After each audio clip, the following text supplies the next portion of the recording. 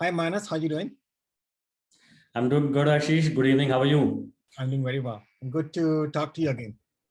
Good to absolutely talk to you as well, Ashish. I hope things are good at your end. They are very well. Thank you.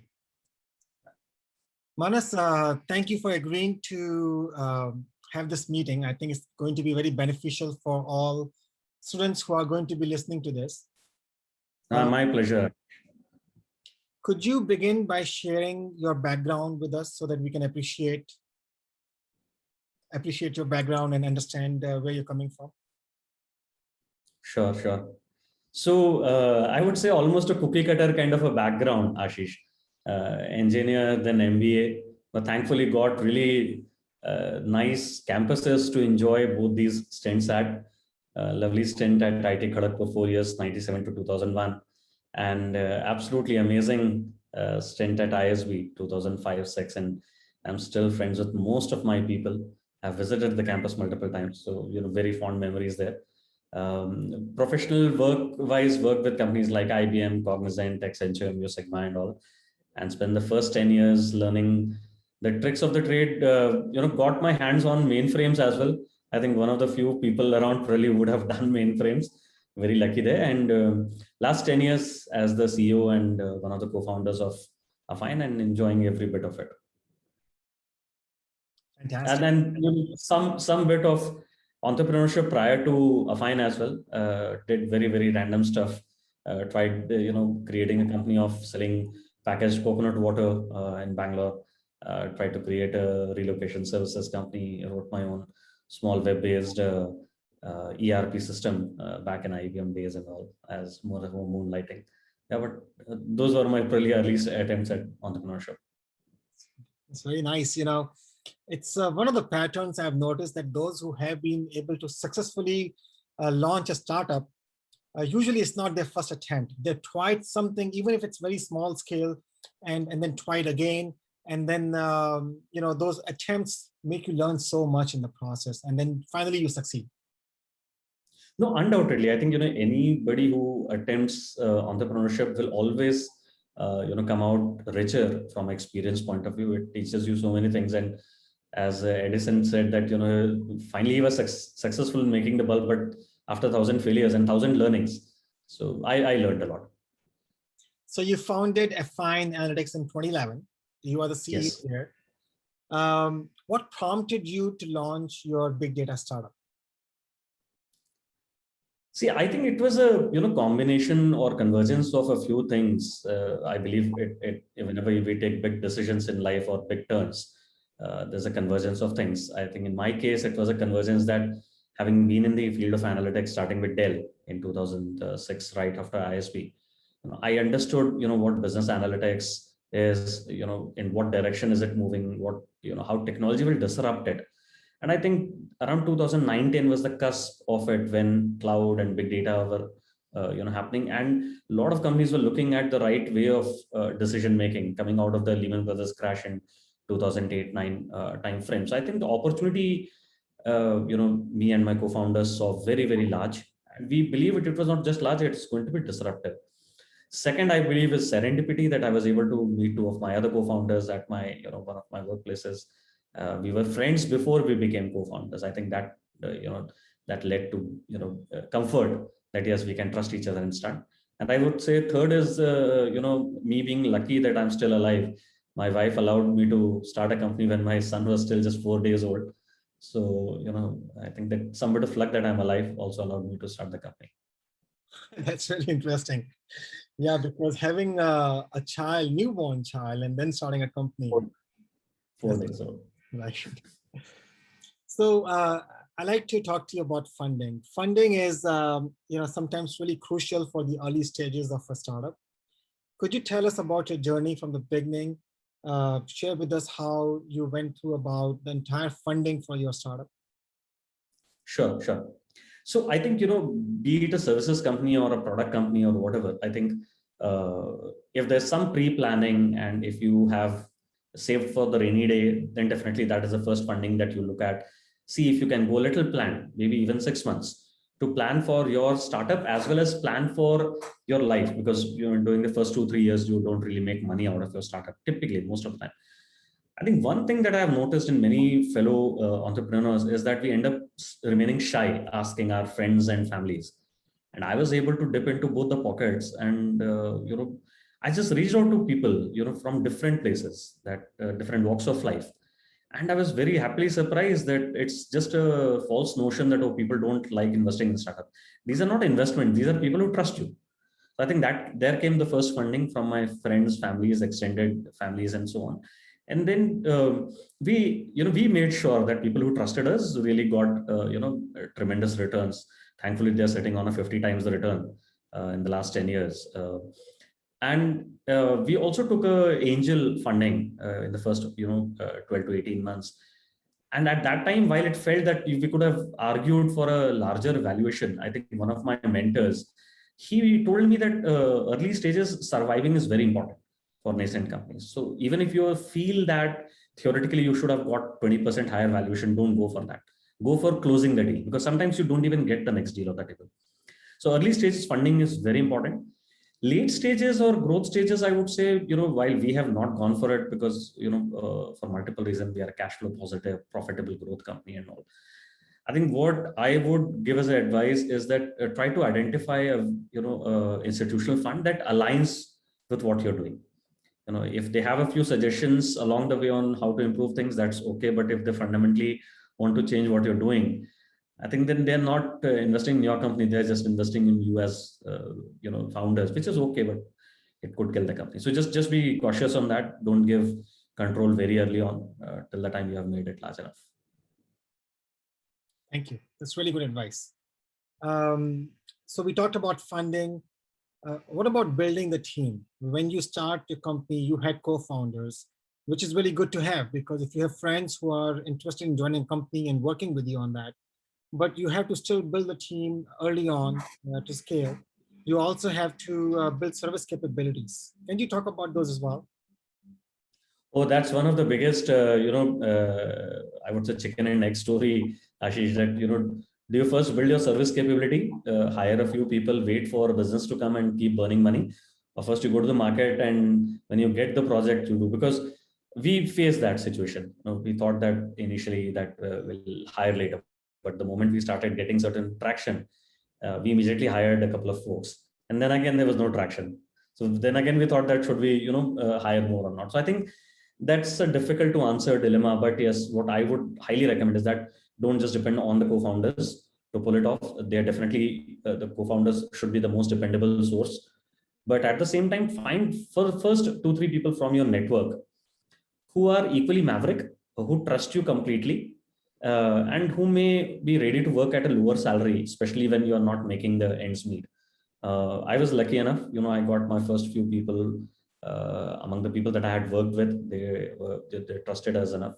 One of my first employee, my first friend, Alex, he continues with me today. Second one is the head of analytics at one of these unicorns today. So very happy to see him there. But yeah, I think that's how you build the first team. Also be very cautious about hiring for attitude as much as for talent, or maybe at least attitude, if not the talent. Tech skills people can learn. Don't hire people who have the wrong attitude. Absolutely not. Absolutely. It's great advice. No, I think it came handy to us. Right. Please also talk about your go-to-market strategy, and very important, how did you get your first customer? So let me talk about the first customer. I think, so we definitely we tried doing a few things, sending out cold emails, also reaching out to unknown people also on the LinkedIn. But very soon we realized that the people who are even responding with a great to see you having started a company and all are the people who know you, people from your network. So I think the value of social network is something that we all realize there. And thankfully, at both these places, IT Kharagpur and ISB, I had built the right kind of network that came very handy. So the first customer came through the network. In fact, out of the first 5 customers, 3 came through the network. And I think it's because they are ready to take a leap of faith in you. They know you personally more than just the company. And go to market also evolved for us, Ashish, because as a services company, we also did those mistakes that, we are a services company, so we can do everything for every domain.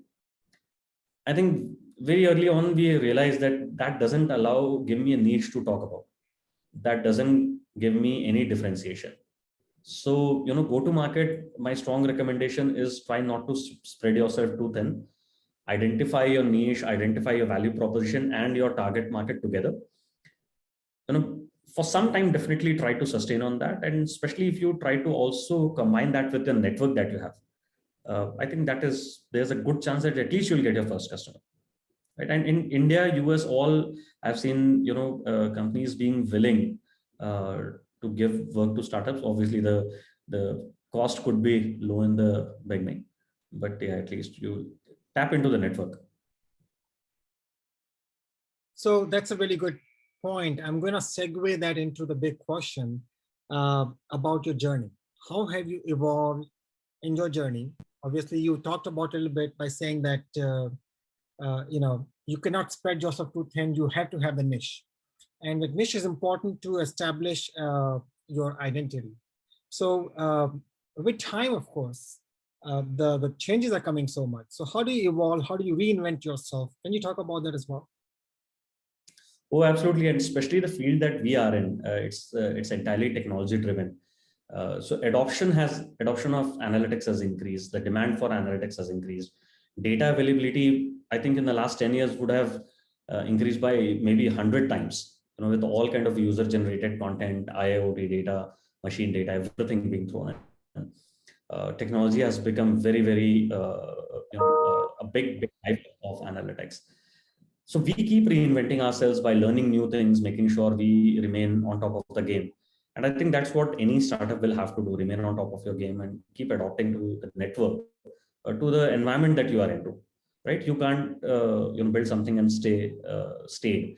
But at the same time, there has to be something core to your proposition.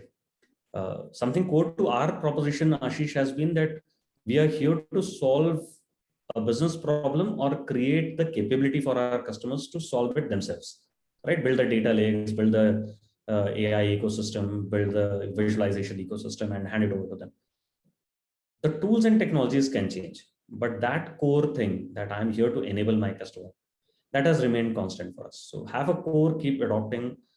In fact, be as flexible as you can.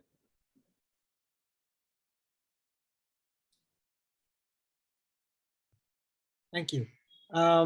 Could you tell us about the real world applications and of some of the services you provide? So I'm looking for some use cases in the real world. Could you tell us about the real world applications and use cases for the enterprises? Oh, many of them. And I think the number of use cases are increasing at the rate of 10 times every year practically. People are, earlier it used to be existing problems being solved. Now people are identifying opportunities using analytics, and we were lucky enough to get our hands on a few of them, a few dozen probably. Just a few of them that I could think of the top of my mind. One was where we worked with a reinsurance company, and they reinsure large industrial complexes or large areas of property or something. And for them, it is very important to understand what is the risk around that property. Can there be a fire risk? Then can there be a mob risk? Can there be a water risk because it's closer to a water body? And we created an AI-based system that could analyze the satellite imagery of that property and the vicinity, let's say, of half a mile, 1 mile, and so on, and just quantify that, how much of green cover is there. Is this a crowded place, narrow lanes, and hence if there's a fire situation, fire tenders won't be able to reach and all. So this was not just automation of gathering data. It enabled them to give quotes to their customers in real time. So the customers could come and say, this is my property, this is my geographic location of the property on the map. And immediately they can look at the Google Maps and other satellite imagery sources and immediately have a basic understanding that, yes, this is a low, medium, high risk, and what kind of risk. So that was very interesting exercise that we did, and multiple such in AI. Another very interesting example was where for a very large online travel agency, we built what we call the hyper personalized and contextualized uh, recommendation engine. So, it looks at your history with the agency of search and booking, and then says that in general who you are. So in general, you are a person who always travels with family and so on and so forth. But over the last 25 days or last 3 months, your current context is slightly different, right? Maybe because you have just got promoted, now you're booking at a slightly higher, you're going for economy plus kind of a thing. So we created a algorithm that will look at a long-term and a short-term memory of the person, profile of the person, create a contextualized and hyper-personalized, persona, and then also pick up the right kind of campaign. So instead of saying there is a campaign, I need customers, we said I have a customer, I need the campaign.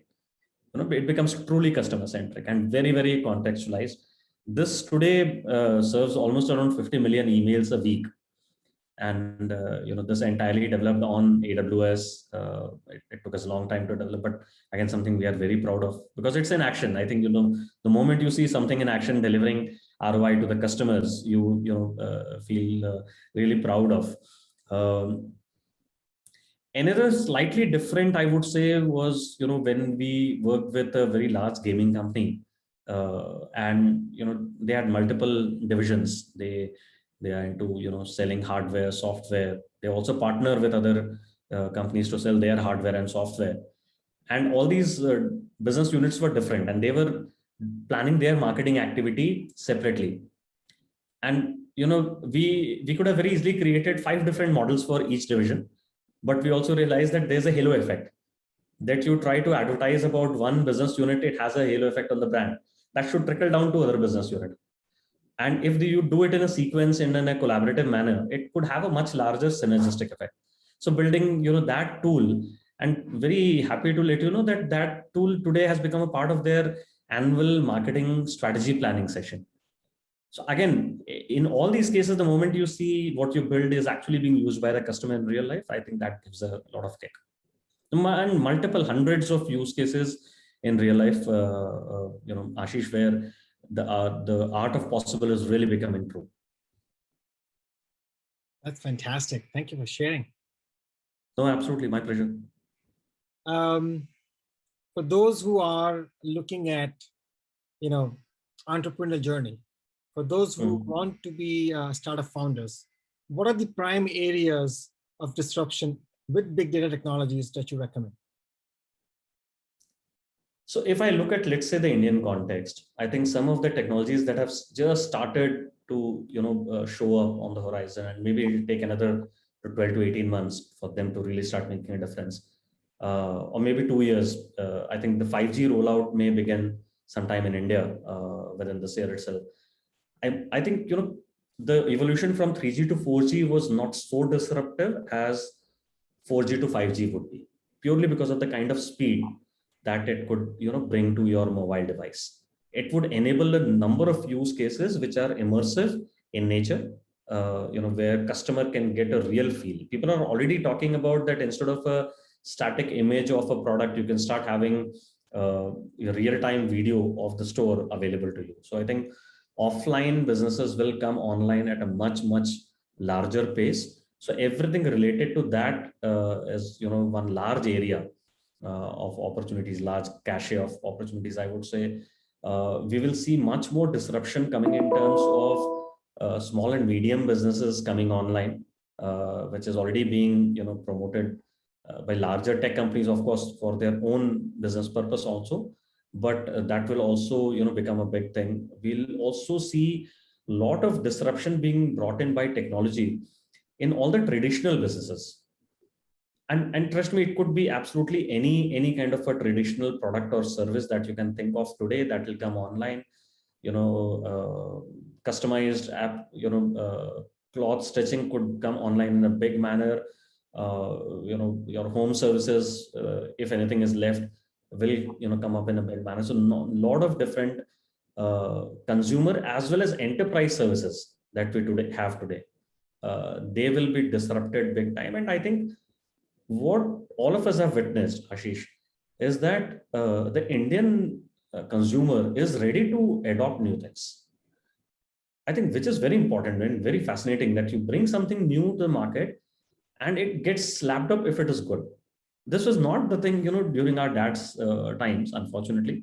So think of it, if somebody had created an online only bank or an online only insurance company 20 years back, it would not have even gotten off the ground. Today, you can actually dare and dream about something very, very unique. People are talking about drone delivery to be realistic. It is possible. So people have started believing, and people have started giving value to very, very new stuff. I think, from Indian market perspective, if anybody's trying to get into, these are some of the areas. Thank you. That's great. Anything else you'd like to add, Manas? No, one thing that I always think around that, when people say that very few people end up trying their hands at entrepreneurship for multiple reasons. What I always end up thinking is that when I look at a profile of someone, you know, let's say two people, one has 10 years pure professional experience, the other person has 8 years of professional experience and 2 years of so-called failed entrepreneurship. I will absolutely immediately pick up the other person, because this person has tried her or his hand at something new, had the courage, and more importantly, would have touched so many different aspects of a business that in a pure professional career in absolutely any other place you would not be able to do that. My suggestion is that people coming from places like ISB and the IITs and all the other premier institutes, they should fearlessly jump into entrepreneurship, fearlessly, because you have the required pedigree, you have learned a lot, you know so many things, and trust me, these are not just bookish, just that we don't apply them well, right? So that's my only last piece I would want to add, that uh, please try your hands at entrepreneurship. Don't regret later that I did not try. It's fun, it's very enriching, and it's not as risky as people make out of it. Excellent. Thank you.